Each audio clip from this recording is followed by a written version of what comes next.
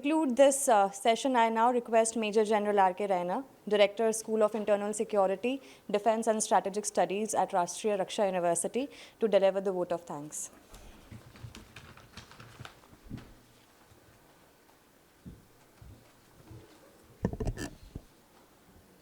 Thank you, Dr. Garima. It gives me immense pleasure to see that this Expo conference took off as it was envisaged despite Pahalgam happening. And as General Khandari brought out, that Pahalgam is not a tactical action, is one of those actions. It has a ramifications which starts from Pakistan, goes to the valley, has a message for India, has a message for Muslims in India, has a message for Kashmiris. And at the end of it, since I wear the hat of being a Kashmiri also, I feel the receiver end would be the Kashmiri Muslim. Having said that, I am thankful to Services International for giving us RRU an opportunity to host it in Hyderabad. Now ask why Hyderabad? As General Khandare brought out, that we always need to think moving out of Delhi, our destination is Lawad. We thought this would have been an ideal location at Lawad in Gandhinagar. But given that what is there on offer in Hyderabad is firstly the technological environment. It's a technology hub.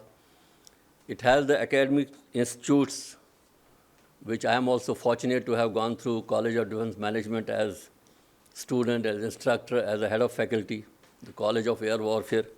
It has the DMD, which is the Naval Institute. Similarly, it has MCME, DRDO, 54 Infantry Division, and a whole lot of, even NSG included, CAPFs, it has the police. So it is some place where I thought it would be better that the young minds could also benefit from whatever the policy makers think about. So this is one roof what we envisaged and we have achieved, I think, is the policy makers with a hands-on approach with the startups, academicians, and the think tank is something so that we can come to some practical solution. So that also brings me to the second part, the type of speakers that we have chosen. So you would have seen people, I'm thankful to all of them, who have a long experience of having risen from the field. And at the decision makers' time, I think they are the better people who could connect to startups as well as the academicians. The third important takeaway, as I see it, as far as Rashtriya Raksha University is concerned, well, we would love to have Lawad as a center at some point in time. We have 11 schools in all fields, generally, what we envisage, specifically towards the requirements of Ministry of Defense and Ministry of Home Affairs. The connect, because it is directly under Ministry of Home Affairs, the connect with other ministries, the technology partners and other issues, it gives us that leeway which is not affordable or available to other universities across the country. Similarly, we are in the forefront of implementing national education policy. We focus on skill-based. So therefore, all the skill integration, we expect to hold it at within our campuses, and that is what is coming up. That is one of our aim is to have the R&D and startup environment coming up within the Rashtriya Raksha University. Similarly, what General Khandari and others also talked about, in this whole process of human resource development, we look at how do we fulfill our role towards Atmanirbhar Bharat and also towards Amrit Kaal. And I feel towards that end, RRU is doing a great service. And I may also tell you that all courses and cadres are curated to fit the requirement of industry and of various ministries and defense forces and paramilitary forces. To give a small example, we run a defense acquisition course for Ministry of Defense officials, and it has been found very beneficial. I'll give you two small examples. There was a file of an Air Force ammunition which was lying in Ministry of Defense for quite some time, and this officer happened to do this course, and he visited this Air Force station. Then he realized, yes, this is how the solution is, and went back and cleared the file. Same happened with the Naval Institution. The second person visited a naval dockyard during this IDAC, during this defense acquisition course, and you found that he could clear the file on a fast track. So that is the type of role which RRU continues to play.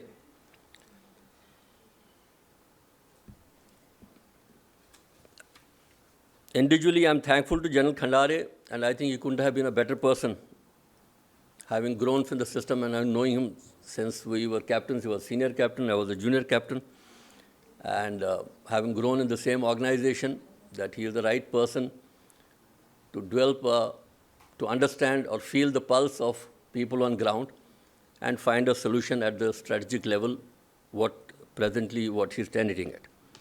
I'm also thankful to Captain Alok Bansal, with whom I was fortunate to have done staff college, and I always, that time also thought he was much ahead of his time, our time, as far as this strategic environment scanning is concerned. Thank you very much for traveling all the way and coming here. My thanks also to Dr. Harsh V. Pant, who again I have been listening to him on a number of occasions, and the last one was in 2017 in the Army War College. And I think he gave a very, very fruitful insight into technology dominance becoming a strategic deterrence, the risk of escalation and passing on to technology, that means hands-off approach, the legality and the ethics norms that we need to develop in such a thing. And he complemented what General Khandare had brought out, that who takes the ownership of the so-called in a decision making under such an uncertain environment. What used to be so much of notice period, like for China we're talking about 30 days notice, on the Western Front we're talking about this, duration of wars. I think what is happening on the world environment as far as both Ukraine or the Palestinians are concerned, there are no timelines which can be drawn. And that is one of the major lessons. I'm also thankful to Dr. Nagendra Babu, having got inputs on him. He's also grown up with us in the scientific environment and has led a very successful model of a business development of a startup. And I think your 90-10 principle of product development is something we'll carry with us. And imagine that 10% development takes the 90% of time, and also the effort. I'm sure the money would also be in the same proportion. And the technology obsolescence that we are looking at. So actually, I feel that every 2-3 years, you are actually starting a new startup, right? Because that is the pace the technology is making.